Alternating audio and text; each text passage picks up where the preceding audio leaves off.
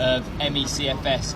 I'll be honest, I wasn't that aware of it before I entered Parliament in June 2017, but not long after I entered Parliament, Jennifer Brea came to Parliament with Unrest, and I saw the film and I saw Jennifer speak.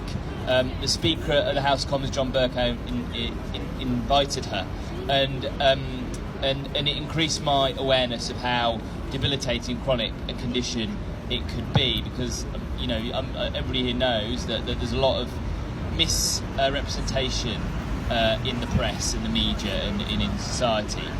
Since then, we've had two debates on ME. First of all, we had a debate about the PACE trial, which I spoke in, and more recently, we had a debate about treatment. I raised 2 points in that debate. One was about the fact that it's quite common misdiagnosis of a range of conditions, including MECFS, like Lyme disease and some other conditions, and doctors really don't have the level of awareness and knowledge, so there's quite a lot of misdiagnosis early, which obviously stops people getting the treatment they need. And then actually, in terms of treatment, as we know, there's a huge lack of funding, which is as rare as a unicorn, and that's something that across those two debates, over 50 MPs spoke in support of improving diagnosis and getting more money in for treatment. So there is a lot of support out there in Parliament, and the government are very slowly coming around to it, but the cogs, particularly in health, turn very slowly. I do a lot of work actually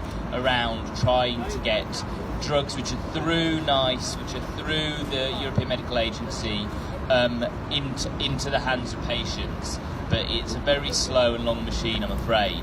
And the amount of money coming forward, the government have offered an additional £20 billion of funding, and we keep saying how much of that money is going for treatments that are proven into the hands of patients, and the government aren't yet responding on that point. But we're fighting every day for you. The other thing that I've done, I've been working with Action on ME, and one of the things MPs do is they raise questions. So I asked, and I have to remind myself, so just give me a second of the exact, so I don't want to get this wrong.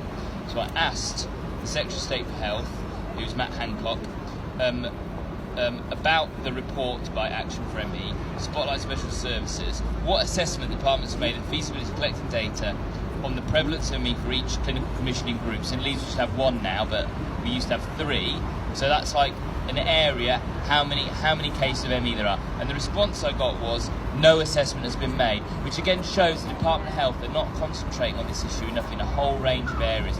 So MPs like myself and many others are continually pushing the government on this. So we're here for you. And if you want to I know there's a number of my constituents here, if you want to press us, if there's some aspect that's not being done that the Department of Health are not getting on with, then we can press the Department of Health in Parliament, in writing, on those points. And the other thing I'd say is, the other thing I've noticed is we deal with a lot of benefits cases. We deal with over 300 benefits cases that become an MP successfully, and we've won a lot of money for people, over £50,000 in people who are turned down for benefits. But I haven't had a single case with somebody with MECFS.